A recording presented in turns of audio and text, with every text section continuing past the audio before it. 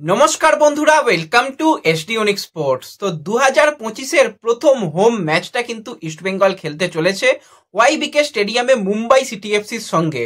তো দুটো দল কিরকম শক্তিশালী, হেড টু হেডের রেকর্ড কি বলছে, কোন দলের জেতার সম্ভাবনা কতটা বেশি রয়েছে, বেস্ট প্লেইং 11 কি হতে চলেছে এই ম্যাচের জন্য, সমস্তটা নিয়েই কিন্তু আমরা কথা বলে নেব একটু এই ভিডিওতে।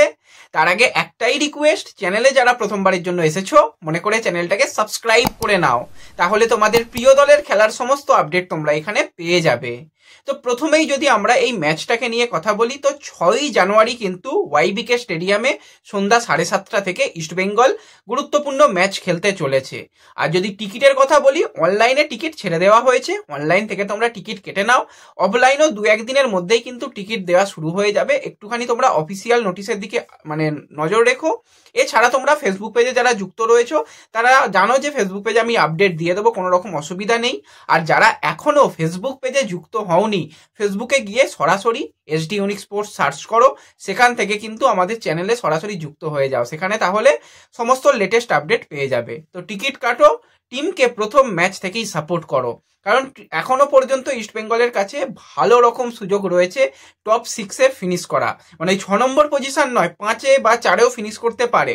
এখনো হাতে অনেক ম্যাচ বাকি রয়েছে, সবে মাত্র ফার্স্ট লেগের খেলা হয়েছে, সেখানে ইস্টবেঙ্গল কিন্তু কিছুটা নিচের দিকে রয়েছে, কিন্তু দেখতে গেলে খুব যে পিছিয়ে পড়েছে সেরকম নয়। প্রথম 6টা ম্যাচে যেরকম ভাবে ডবল হারের হ্যাট্রিক ছিল, সেখান থেকে অস্কার ব্রুজন যেভাবে দলটাকে ঘুরে দাঁড় করিয়েছে, যেভাবে পজিটিভ ফুটবল খেলছে, প্রত্যেকটা প্লেয়ার জার্সির ওয়েট বুঝেছে, টিমটা একদম দলগত ভাবে খেলছে, এটা কিন্তু অবশ্যই কাজ করেছে অস্কার ব্রুজন।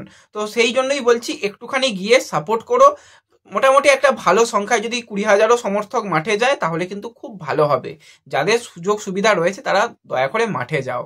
এবার যদি আমরা দুটো দলকে নিয়ে কথা বলি, দুটো দলই কিন্তু কিছুটা স্ট্রাগল করছে। মুম্বাই সুলভ এবছর মনে হচ্ছে না। আর ইস্টবেঙ্গল প্রথম দিকটা খুবই খারাপ গেছে, তারপর ইস্টবেঙ্গল কিন্তু কামব্যাক করেছে। লাস্ট কয়েকটা ম্যাচে ইস্টবেঙ্গল সেরা পারফরমেন্স করেছে। আমরা যদি বর্তমানে পয়েন্ট টেবিলের দিকে তাকাই, তো মুম্বাই এবং ইস্টবেঙ্গল তারা কিন্তু দুটো দলই সমসংখ্যক ম্যাচ খেলেছে। 13 ম্যাচ খেলে মুম্বাই 7 নম্বর পজিশনে রয়েছে, আর ইস্ট বেঙ্গল কিন্তু 13 ম্যাচ খেলে 11 নম্বর পজিশনে রয়েছে।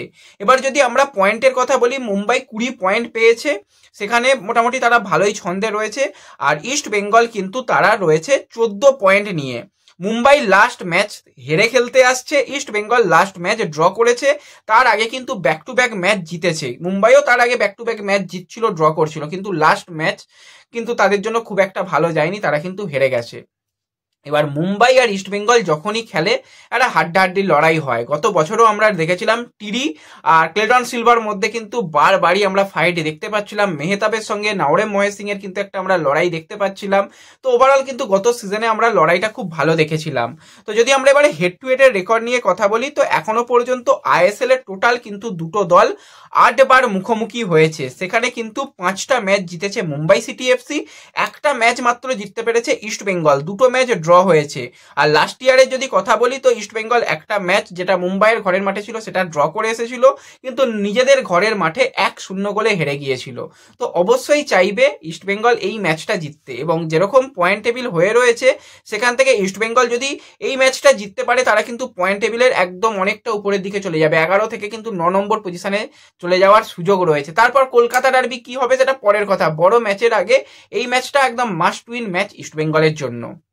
এবার যদি আমরা একটুখানি মুম্বাই দলকে নিয়ে কথা বলি, তারা কিরকম পারফরমেন্স করেছে। মুম্বাই কিন্তু এই সিজনে খুব ভালো যে ছন্দে রয়েছে সেরকমটা নয়। মুম্বাই এই সিজনে 13 ম্যাচে মাত্র 15টা গোল করেছে। অন্যান্য বছরে মুম্বাই মোটামুটি 13 ম্যাচে 25 গোল তো করতো, এবছরে মুম্বাই মাত্র 15টা গোল করেছে, এবং গোল তারা অনেক হজম করেছে। তারা কিন্তু 13 ম্যাচে 16 গোল হজম করেছে। ইস্টবেঙ্গলেরই যদি আমরা কথা বলি, ইস্টবেঙ্গল কিন্তু 13 ম্যাচে 14 গোল করেছে আর 17 গোল হজম করেছে। তো দুটো দলকেই দেখে বোঝা যাচ্ছে যে একই রকম অবস্থা। আমি তবু বলবো ইস্টবেঙ্গলের ডিফেন্স অনেক ভালো মুম্বাইয়ের তুলনায়, কারণ ইস্টবেঙ্গল প্রথমে 6টা ম্যাচেই মনে হয় 11টা গোল হজম করে ফেলেছিল, আর লাস্ট কয়েকটা ম্যাচে ওই গোল হজম করে টোটাল 17টা গোল হজম করেছে। কিন্তু ইস্টবেঙ্গলের ডিফেন্স যথেষ্ট নির্ভরতা দিচ্ছে, ক্লিন শিট রাখছে, এটা কিন্তু একটা খুব ভালো জিনিস। আগের দিনও আমরা দেখেছিলাম যে ভালো খেলেছে। তো ওভারঅল কিন্তু মোটামুটি ইস্টবেঙ্গলের ডিফেন্স অনেকটাই ভালো। সেই জায়গায় মুম্বাইয়ের ডিফেন্স এই বছর প্রচন্ড পরিমাণে নড়বড়ে। মেহতাব, টিরি ঠিকঠাক খেলে দিলেও সাইড ব্যাকদের নিয়ে কিন্তু সমস্যা হচ্ছে। কেউ ধারাবাহিক খুব ভালো খেলতে পারছে না। টিরি কিছু ম্যাচে ভুল করছে, মেহতাবের কাছ থেকেও কিছু ম্যাচে ভুল দেখা যাচ্ছে। তো ওভারঅল ডিফেন্স কিন্তু খুব অবস্থা খারাপ হয়ে গেছে। এবং ডিফেন্সের উপরে যে ডিফেন্সিভ ব্লকার হিসাবে আপুইয়া খেলতো, আপুইয়া চলে আসার পর সেই জায়গাটাতেও কিন্তু খুবই অভাব হয়ে গেছে। তাদের মাঝ মাঠেও কিন্তু সেইভাবে যে বল হোল্ড করে কোনো ইন্ডিয়ান প্লেয়ার খেলতে পারবে সেটা পারছে না, সেখানে একজন বিদেশি নির্ভর খেলতে হচ্ছে। দুটো উইং নিয়ে কথা বললে ছাংতের উপর ক্যাপ্টেনশিপ দায়িত্ব আসার পর ছাংতের খেলা কিন্তু অনেকটা পড়ে গেছে। আমরা এই ছাংতেকে সত্যি কথা বলতে চিনি না। ছাংতের খেলা থেকে যে গতিশীল ফুটবল দেখতাম, যে ফ্রি মাইন্ডেড ফুটবল দেখতাম, যেরকম গোল দেখতাম, যেরকম ফিনিশিং দেখতাম, যেরকম অ্যাসিস্ট দেখতাম, সেটা কিন্তু ছাংতের কাছ থেকে আমরা দেখতে পাচ্ছি না। হ্যাঁ, হতে পারে ক্যাপ্টেনশিপের একটা প্রেসার রয়েছে, এটার জন্য হতে পারে। আর অপরদিকে যদি বলি বিপিনকেও এই সিজনে খুব আহামরি খুব একটা ছন্দে লাগেনি। ব্র্যান্ডন নিজের সেরা ছন্দে আসতে পারেনি। দুজন বিদেশি প্লেয়ার নিয়ে যদি কথা বলি, জন টোরাল বা আরও একজন যে বিদেশি প্লেয়ার রয়েছে জামশেদপুর থেকে এই বছরে মুম্বাই এসেছে, তারাও খুব ভালো ছন্দে নেই। এবার সেক্ষেত্রে একজন বিদেশি প্লেয়ার আবার ইঞ্জুরির মধ্যে রয়েছে। তো ওভারঅল কিন্তু মুম্বাই দলটা প্রচন্ড পরিমাণে স্ট্রাগল করছে। ইস্ট বেঙ্গলের যদি আমরা কথা বলি, তো ইস্ট বেঙ্গলের মাঝি তালাল সে সিজন আউট হয়ে গেছে, সেই জায়গায় মাঝি তালালের সার্ভিস পাওয়া যাচ্ছে না। সাউল ক্রেসপো এই ম্যাচের জন্য অ্যাভেলেবেল নেই। তো তাদেরও দুজন বিদেশি প্লেয়ারকেই, মানে ইস্ট বেঙ্গলেরও দুজন বিদেশি প্লেয়ার নেই। তার মধ্যে হেক্টর সমস্যা কাটিয়ে সে ফিরবে এই ম্যাচের জন্য। মোটামুটি 4 বিদেশিকে নিয়েই খেলতে হবে, 2জন ডিফেন্সে 2জন অ্যাটাকের। আর মাঝ মাঠে ইন্ডিয়ান প্লেয়ারদের উপরই ভরসা করতে হবে। কিন্তু মাঝ মাঠ যে দল ভালোভাবে দখল করতে পারবে সেই দলের জেতার সম্ভাবনা অনেক বেশি। ইয়াল ভ্যান নিফের যদি কথা বলি, ভ্যান নিফ কিন্তু মাঝ মাঠ যেরকম কন্ট্রোল করে, অ্যাটাকে গিয়ে সেরকম সাহায্য করে, গোল করে, অ্যাসিস্ট করে। প্লেয়ারটা কিন্তু একদম ভার্সেটাইল প্লেয়ার এবং প্রচুর পরিশ্রমী প্লেয়ার। এই প্লেয়ারকে আটকাতে হবে। এই প্লেয়ারকে আটকালে কাজ কিন্তু অনেকটাই সোজা হবে ইস্টবেঙ্গলের জন্য। আর অপরদিকে ইস্টবেঙ্গলের আক্রমণ ভাগকে কিন্তু অনেক ভালো ফুটবল খেলতে হবে। আগের দিনে আমরা দেখেছিলাম ভিষ্ণু সেরা পারফরমেন্স করতে পারেনি, ডেভিডকে নামানোই হলো না, ডিমি ক্লেটন নির্ভর খেলা হলো। তো সেক্ষেত্রে অস্কারকেও ভাবতে হবে, ডেভিডকে সুযোগ দিতে হবে, উইঙ্গারদের আরো বিজি করতে হবে, তাহলে কিন্তু অনেক ভালো হবে। এবার আমরা যদি দুটো দলের বেস্ট প্লেইং 11 নিয়ে কথা বলি, প্রথমেই অ্যাওয়ে টিম মুম্বাইয়ের কথা বলবো। তো মুম্বাইয়ের গোলকিপারে টিফি রাহিনেজ রয়েছে। যদি সেন্টার ব্যাক নিয়ে কথা বলি, টিরি রয়েছে, মেহতাব সিং রয়েছে। সাইড ব্যাক নিয়ে যদি কথা বলি, রড্রিগেসের সঙ্গে ভালপুইয়া। মাঝ মাঠে ভ্যান নিপ, জয়েস রানে এবং ব্র্যান্ডন। আক্রমণ ভাগে কিন্তু রয়েছে বিক্রম প্রতাপ সিং রয়েছে, ছাংতে রয়েছে এবং নিকোলাস ক্যারালিস রয়েছে। ইস্টবেঙ্গলের কথা বললে ইস্টবেঙ্গল 4-4-2 এই ফরমেশনে যাবে। গোলে গিল, ডিফেন্সে হেক্টর হিজাজি।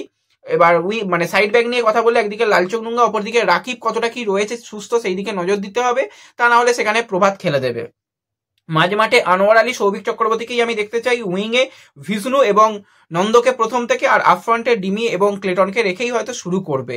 এবার মুম্বাই কিন্তু কলকাতাতে ভালো পারফরমেন্স করে, সেই দিকটাও কিন্তু ভাবতে হবে। তো আরেকটা লড়াই খুব ভালো হবে। দুজন গ্রিসের সেন্টার ফরওয়ার্ড রয়েছে, ইস্ট বেঙ্গলের কাছে ডিমি রয়েছে আর মুম্বাইয়ের কাছে ক্যারালিস রয়েছে। দুজন কিন্তু বয়স ভিত্তিক দল, গ্রিসের বয়স ভিত্তিক দলে একসাথে খেলেছে। তো দুই বন্ধুরও কিন্তু আমরা লড়াই দেখব। তো ওভারঅল কিন্তু একটা হাই ভোল্টেজ ম্যাচ আমরা দেখতে পাবো। তো সকলে ম্যাচের দিকে নজর রেখো, খেলা দেখতে যাও এবং তোমরা কিরকম ভাবে কোন দলকে এগিয়ে রাখছো অবশ্যই কমেন্টে জানিও। তো ভিডিও ভালো লাগলে সকলে একটু লাইক শেয়ার করে দিও। চ্যানেলে প্রথমবারের জন্য এলে চ্যানেল সাবস্ক্রাইব করে নিও।